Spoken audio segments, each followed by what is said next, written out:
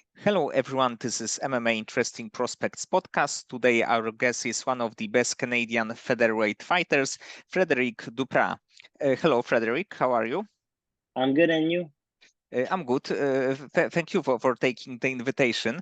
And lately, you won, I think that probably the biggest fight of your career. Actually, two big things happened in the last few weeks. But let's start from your title defense against Jesse Arnett. If you can tell me, because he is a very experienced fighter, uh, did you think that he may be able to create some threats for you that he can be dangerous in some parts of the fight?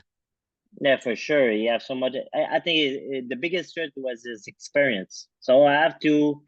I think this fight, I knew he never saw a fighter like me. That's why I was like, I think he thought he know everything, but in my head I was like, I know he don't know everything. A new style, more explosive. I saw the kind of opponent he fought before. It's never been like me. And it was probably the one of the biggest wins of your career, right? Do you Yeah. think so? Yeah, I think so. But this Arnett, I think it was for sure. No doubt, he was the biggest fight that I did. But even the guy before, like he have 25 fight, and he fought a couple of fight at 155. So I was like, the other guy too was very tough guy. And of course, you are really known for your grappling, but especially for your guillotine choke. So, Yeah, if you can tell me what is a like recipe to have such a perfect move. I don't know. I think it been so long. It been a long time I do it. Like it's they have some people that they're new for know a lot of techniques, but I'm the kind of guy who knew for one big technique. So And actually, even in your last fight, the position was not really usual because for the moment he was on the top of you, then you like rolled a little bit, and he yeah, tapped. So it's not a normal position to be in a guillotine choke and win the fight that way. yeah, I know, but sometimes like people forget I have a lot of way to finish it. The gets, and that's why I kind of like roll with him, and he just I. But the things too, I think mentally like it was a kind of like on the edge at the same time because right away in the beginning I chop his leg like pretty hard, they have no chance right away. I chop him, and it worked very well at the beginning. I'm pretty sure it was a mix of everything. Get punched in the face, the leg is hurting. Getting choked.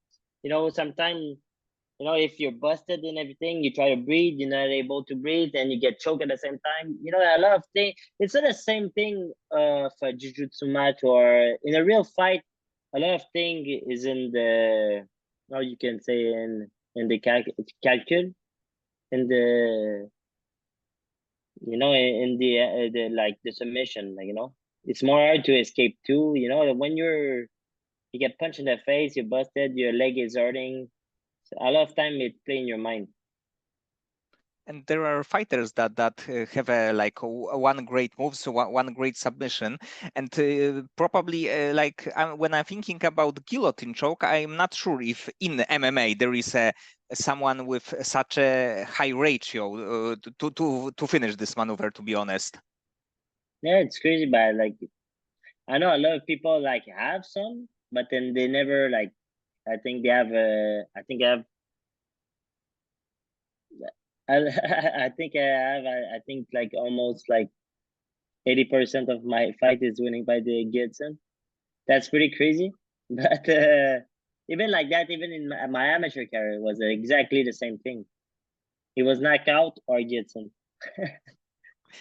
So Like many years ago, there was a fighter, Cody McKenzie. He fought in the yeah, UFC a little bit, and he also was known for the guillotine choke. Of course, I think that you are overall more skilled, more talented than he was, but he got this move, and to be honest, he went quite far in MMA.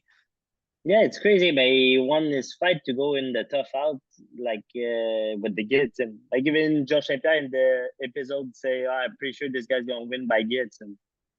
and they just knew. But you know, like it's crazy. Like at one point in the fight, I was not even thinking about going for the gets, and it was just like so much things happen. You know, like it was too good for me on the feet. So I was like, I know I'm gonna try to like push it, like break him on the feet. But after I got poked in the eyes, and it kind of changed the fight a little bit. So And I kind of go. I was starting to rush a little bit because I was not. I was very seeing thing with my eyes. and it was a finish in the second round, but overall, because we didn't have a chance to see your cardio in the the decision fight in a 15 minutes fight, and actually probably you are one of the only person who know how good your cardio is. So if you can tell me how do you feel about your cardio? Is it a like strong weapon of yours? Do you think that?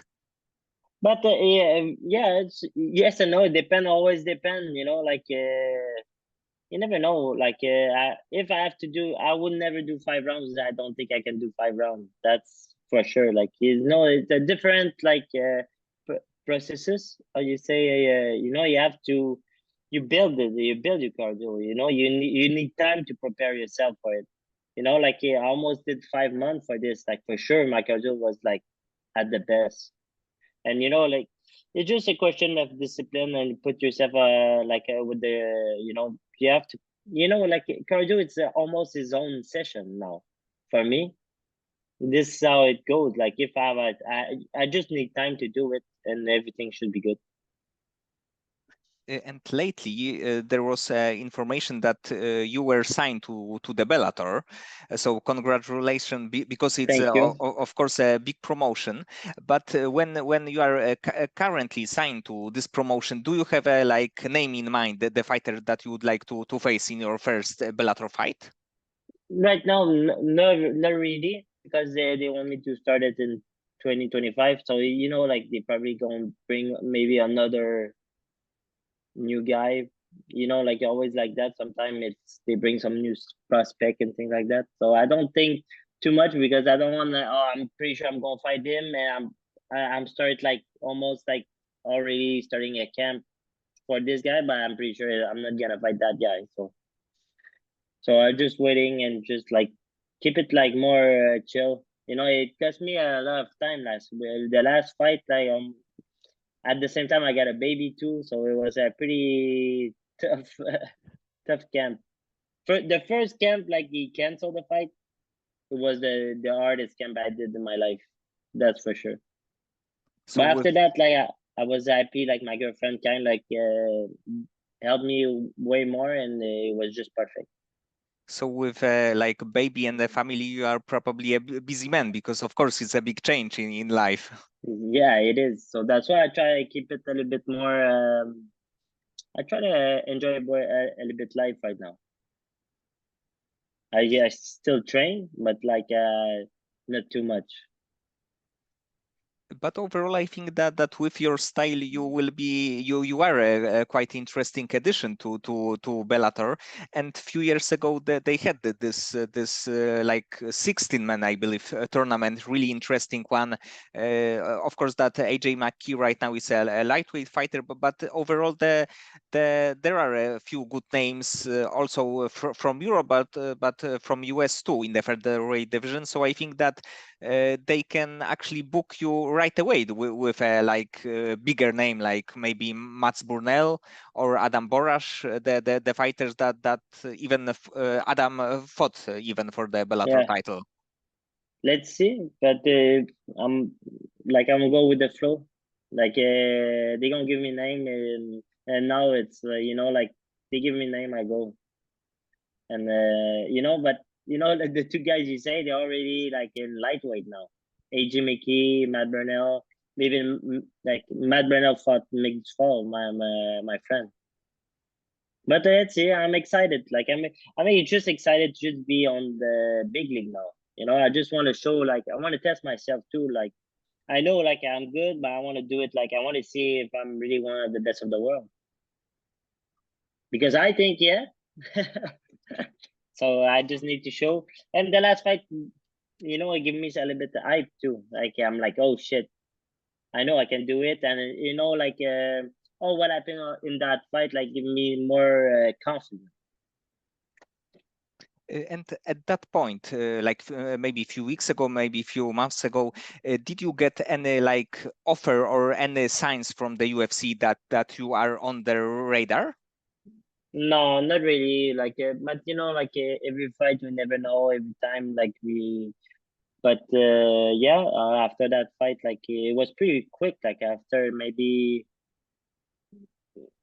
a couple of days after I was, they already sent me an offer. And if you can tell me more about your gym, because I know that there are few very good fighters there, a few really good prospects or contenders. And if you can share me who is your coach, who is your training partners, and maybe in your team you also have a like unknown prospects, maybe on the amateur level that you know that they can be like world champions in few years. Yeah, but me, I'm training at H2O MMA under Richardo. And right now we have a couple of guys, like we have a crazy room right now. We have a couple of new pro MMA, and they have me, Mick, and Olivier Aubin. So we are couple of we kind of the veterans, and now we have all these young guys. They have a couple of new prospects, even on the new on the last Samurai. They have Olivier Poisson. It's very good 135 guys, very to watch. And they have this new guy, Jan Stoby, that is going to do probably his pro debut probably this year, or maybe on the next show. I don't know, but they have like, you know, I'm pretty sure they're gonna go very far. And is it your like first gym, the first gym that you ever trained, or did you have any like previous experience with other teams, other gyms? Oh yeah, for sure. But me, I always did like ISO, and I have an affiliation with TriStar Montreal. You know, me, Morgan, and Emma, and we train a lot of together. You know, it's been a while. You know, we know each other very well. Every time when we need each other, it's very easy to make it happen.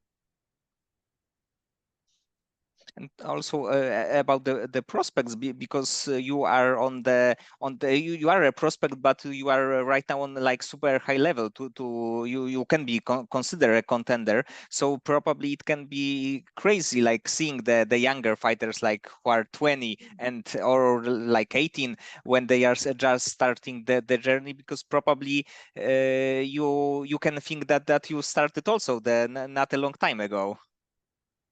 Yeah, what you mean? I don't really understand.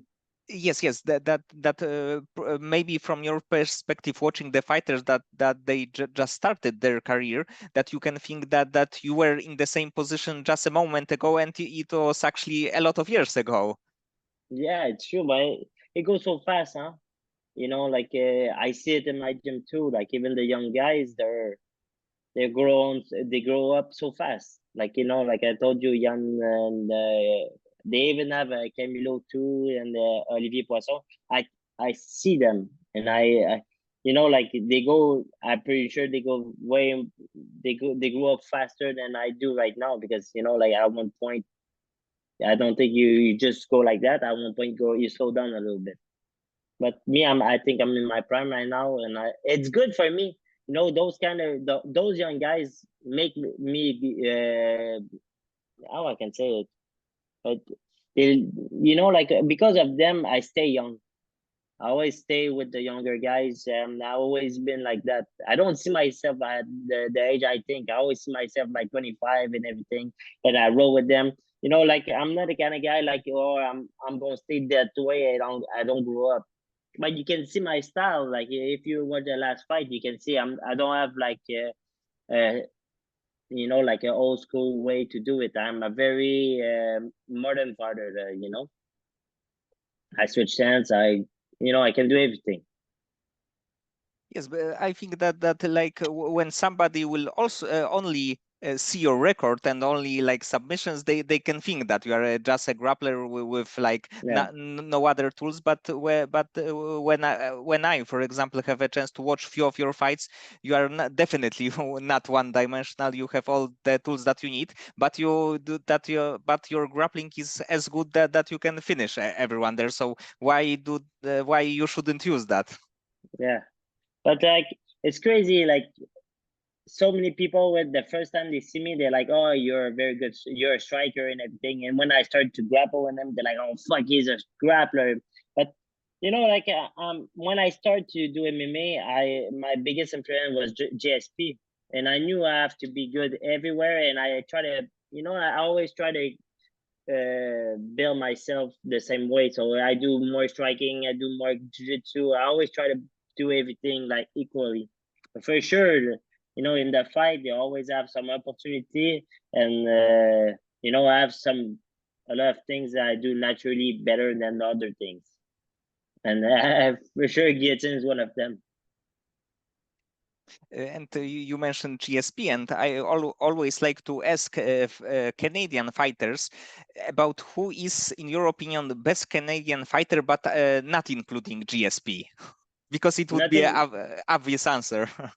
But Canadian fighter, I think Olivier Aubin-Mercier is probably one of the top, and I have Rory McDonald too. And it's kick it out. I think they're the two best. I think for me, like it's not just like I think like technique wise, it's just what they achieve, and it's hard what Olivier did. Two-time PFL champion in a row is very hard. Or even what Robbie did. He been in the top 10 like for so long and fought the best of the best. Even fought one time for the UFC gold and become Bellator champion after against Douglas Lima. When he beat Douglas Lima for the first time, Douglas Lima was I'm pretty sure he could beat a lot of guys in the UFC. But yeah, I think they are the two top names you can have it right now. I don't think you can we have someone better than that? No, I actually would agree that probably, in my opinion, it would be a Rory McDonald, probably because he fought for the UFC title. He was a Bellator champion, so I would say that maybe he is number two. Also, there was Carlos Who you place Newton. Number one? Who you put? No, outside GSP, I would say that Rory McDonald. Okay, and after you put Ali Ubay? Probably yes. I would need to check like Carlos Newton resume, to be honest. He is an old school guy, but I know, but he lost so much. Like the UFC in the beginning wasn't the same level of right now. That's why I'm like, okay, I can understand, but Rory for sure it was better, but Ali was, he really become, I think, one of the best. Like I don't think people understand how hard it is to do the tournament. It's not like, oh, he's fighting a PFL guy or thing like that. Man, can you do 4 or 5 in 8 months in a row? It's super hard. A lot of times people do two fight in a year and they endure crazy. 4 fight in 8 months, it's crazy. And even more crazier, it's the last fight on this, they have to be 5 rounds. It's crazy. But yeah, he did it. Fuck, he really did it. Yes, I would agree that the format to compete in the like 4 times, it's in not even a year. It's like you said, 8 months. It's kind of crazy, and he did it twice. So it's like nobody can say that he's not a like world class fighter. Yeah, No question that's about for it. sure. And They have some people in the UFC, they don't even fight once a year. It's crazy.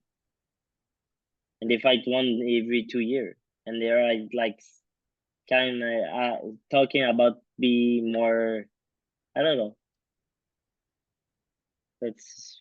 That's it. But you also mentioned that the sport changed in Yeah. many years. But I actually think that if the GSP would decide to go for the run in the welterweight division, I think that he still, after such a long break, would have a great result in the welterweight division. Maybe a couple of years before, not right now. I don't think so. Like, yeah, I'm a big GSP fan, but you know, age is a big factor. You know, you cannot like go now. You know, the level to be champion, it's super hard. You know, it's not just like a question of technique or knowledge. You need to be able to, you know, you are your body. You need to be very in shape, and you know, I think in the it's so hard at one point. You know, you have to have everything ready for this. You know, and if your body is not there, I don't think you should do it. You know. Yes, so in the end, maybe it was a good decision to retire in after the winning second title. Why not?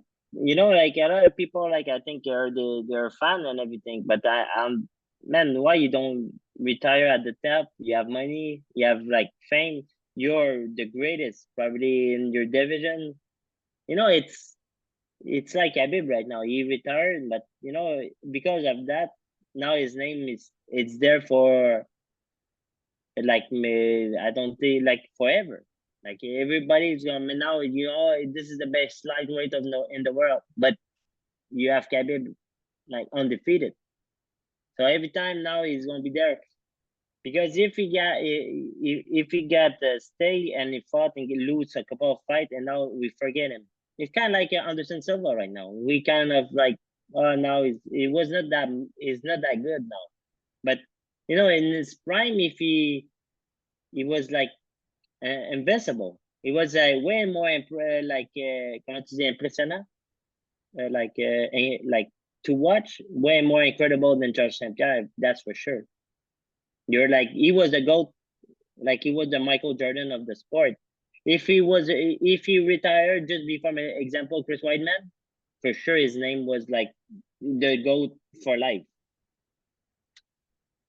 Yes, yes. But yeah, The fights after this were not perfect, let's say. yeah. So that's it. So I think I'm pretty sure if you have to kind of like sometimes you better to just like jump couple of fights and just retire to be sure like you finish like that, then go too far and it's too much. Like look a little bit like Henry Cejudo now. He looked bad. He was probably one of the greatest to do it, and now nobody considering him like one of the GOAT. It's crazy. He was probably one of the favorite.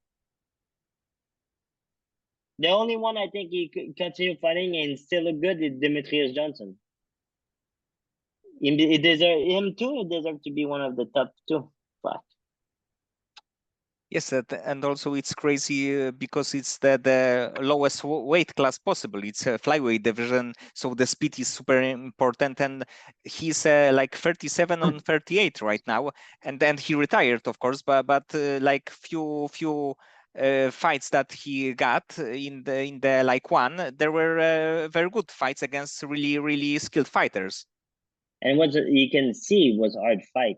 There, they give him the hardest fight possible. And I think, for me, I really think they even try to trick him with the roll time deal. Like you know, like they try to trick him, and they tricked them. No, it was a good. I'm a big fan. Demetrius Johnson, huge fan. And what are your thoughts about UFC featherweight title fight, Ilia Topuria against Max Holloway? Who do you think will win this one? It's hard to say because I like I don't think he beat the good Volkanovski too. You know, like I think it was stupid from Volks to come after the huge knockout. He came after 2 months. Like in my mind, he probably did like 2 months and go back right away in the hard training. That's not the best idea to do it. But he even did a good round. The first round with Topoya, he did pretty good. But you know, like I don't think you have to take lightly a guy like Topoya. It's a touch one, and it's gone. But it's gonna be a good fight. I think Max, if he show up like he fought at Gagey, I think he can win. I'm a little bit more a fan of Topoya, but if I go without emotion, I think Max will always gonna win that one. Yes, No, it will. if he, yeah, Yes, if it he will. do it safe. Yes, yes. Sorry, it's all good. It will be a definitely really interesting clash of styles also because their size, because Max is quite tall, Ilya is quite short for featherweight division, so even considering that, it would be an interesting like stand-up battle.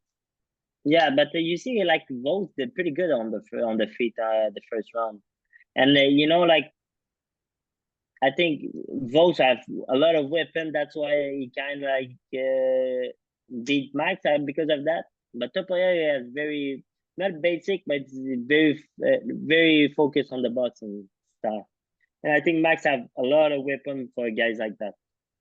That's why I think their matches he match very well for Max.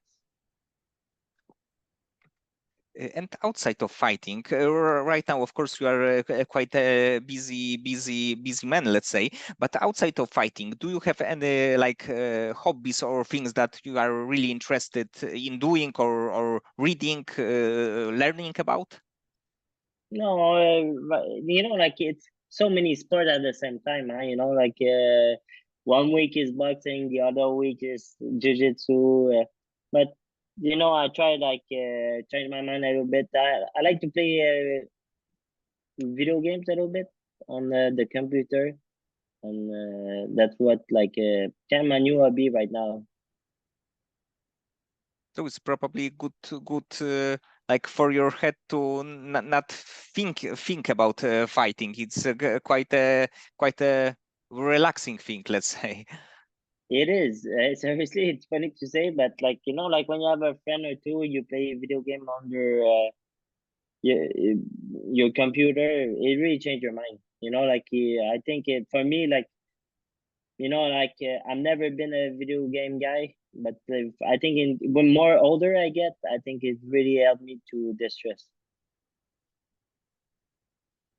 Okay, Frederick, so many thanks for the conversation. I'm really interested who will be your first opponent in Bellator cage in 2025, and I hope that you will be able to match your skills best against the best fighters from the roster, because I think that there are a few really good, interesting matchups there.